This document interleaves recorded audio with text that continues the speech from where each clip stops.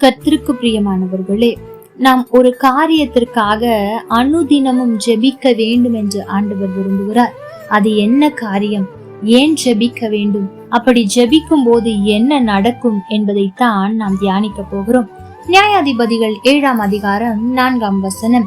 கர்த்தர் கிதியோனை நோக்கி, ஜனங்கள் இன்னும் அதிகம், அவர்களை தண்ணீர் அண்டைக்கு இறங்கி போக பண்ணு, அங்கே அவர்களை பரீட்சித்து காட்டுவேன், உன்னோடே கூட வரலாம் என்று நான் யாரை குறிக்கிறேனோ அவன் உன்னோடு கூட வர கடவன், உன்னோடு கூட வரலாகாது என்று நான் யாரை குறிக்கிறேனோ அவன் உன்னோடு கூட வராதிருக்க கடவன் என்றார்.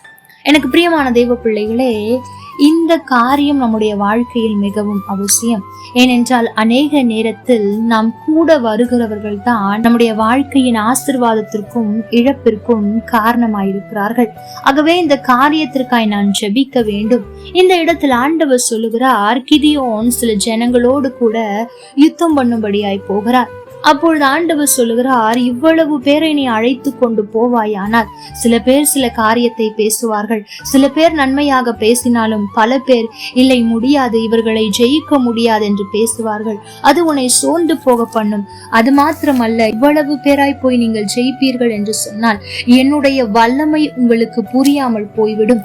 ஆகவே இவ்வளவு பேர் வேண்டாம், உன்னோடு கூட யார் வர வேண்டும் என்று நான் நினைத்திருக்கிறேனோ அவர்கள் மாத்திரம் வரட்டும், மற்றவர்கள் வேண்டாம் என்று சொல்லுகிறார். எனக்கு பிரியமான தேவ பிள்ளைகளே, இந்த காரியத்திற்காய் நாம் ஜெபிக்க வேண்டும். அங்கே கிதியோனுக்கு ஆண்டவர் கிருபையாய் இதை யாரை நியமித்தாரோ அவர்களை மாத்திரம் கூட அனுப்பினார்.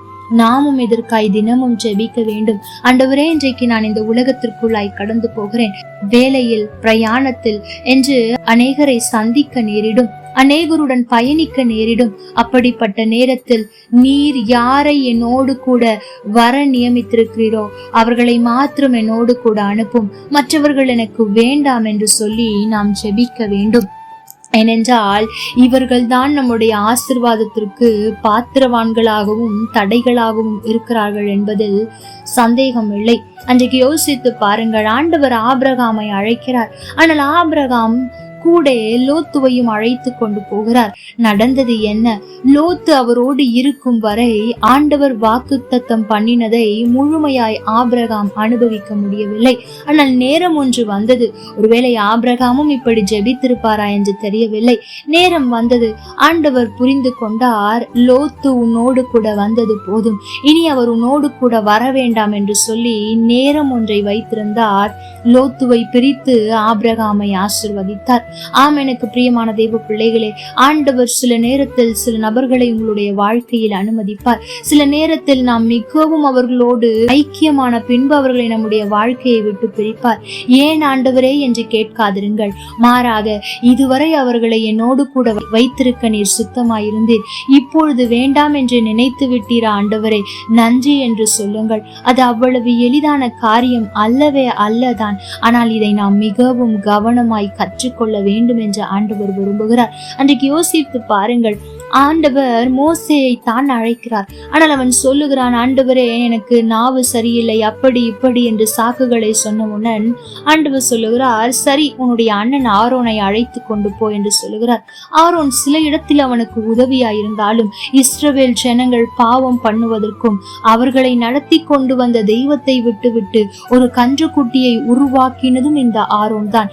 யோசித்து பாருங்கள், ஆண்டவர் சொன்ன போதே, மோசே நான் வருகிறேன் ஆண்டவரே, நீர் என்னை எப்படி நடத்துகிறீரோ நடத்தும், என்னோடு கூட வேறு யாரும் வேண்டாம், ஒருவேளை என்னோடு கூட யாராவது வர வேண்டும் என்று நீ நினைத்திருந்தால் அனுப்பும் என்று இந்த ஜெபத்தை ஞானமாய் செய்திருப்பார் என்று சொன்னால் ஆண்டவர் ஆரோனை அனுப்பாமல் இருந்திருக்கலாம், அல்லது ஒரு சில காலத்திற்கு மாத்திரம் அவரோடு கூட வைத்திருந்திருக்கலாம். ஆனால் அந்த ஜெபத்தை அவன் செய்ய தவறினான். இஸ்ரவேல் ஜனங்கள் வழி தப்பி போகவும் ஆண்டவரை விட்டு அந்நிய தெய்வங்களை பின்பற்றுவதற்கும் அவன் காரணமாய் மாறிவிட்டான். ஆகவே எனக்கு பிரியமான தெய்வ பிள்ளைகளே, சில நேரத்தில் நாம் தான் ஆண்டவரிடத்தில் அடம் பிடித்து கேட்போம், இல்லை ஆண்டவரே இந்த மனிதரை மட்டும் என்னுடைய வாழ்க்கையிலிருந்து எடுக்காதிரும் என்று நாம் கேட்போம். சில நேரத்தில் ஆண்டவரும் அதை கொடுத்து விடுவார். ஆனால் அதனுடைய விளைவுகளை நாம் தான் சந்தித்து ஆக வேண்டும். ஆகவே ஜாக்கிரதையாயிருங்கள். ஆண்டவர் ஒரு சிலரை அனுமதிக்கிறாரா? சேர்த்து கொள்ளுங்கள். சில நேரத்தில் நம்மை விட்டு பிரிக்கிறாரா, பரவாயில்லை, நன்றி சொல்லி பாருங்கள். அப்படி இருக்கும் போது நாம் பயந்து கொண்டிருக்கிற காரியத்தில் கூட நாம் ஜெயம் எடுக்க முடியும். இங்கு கிதியோன் அந்த மீதியானியரோடு போய் யுத்தம் செய்ய பயந்து கொண்டிருக்கிறான். வெறும் 300 பேர் போகிறார்கள். நடந்தது என்னவென்றால் அவன் அங்கே வெற்றியை பெறுகிறதை நாம் பார்க்கிறோம். ஆகவே இந்த நாளில் இந்த காரியத்திற்காய் ஜெபியுங்கள். ஆண்டவரே, நான் ஜெயம் எடுக்க, நான் என்னுடைய வாழ்க்கையை வெற்றியோடு வாழ்ந்து முடிக்க யார் எனக்கு உதவியா இருப்பார்களோ அவர்களை மாத்திரம் அனுப்பும். உம்முடைய அன்பை விட்டோ ஆவிக்குரிய ஜீவியத்தை விட்டோ பிரிக்கிற எந்த நபரும் எனக்கு வேண்டாம் என்று ஜெபித்து பாருங்கள். உங்களுடைய வாழ்க்கை மிகவும் ஆசீர்வாதமாய் இருப்பதை நீங்கள் பார்ப்பீர்கள். கர்த்தர் தாமே உங்களோடு கூட இருந்து உங்களை ஆசீர்வதிப்பாராக. ஆமென். லைக் பண்ணுங்க, ஷேர் பண்ணுங்க, கமெண்ட் பண்ணுங்க.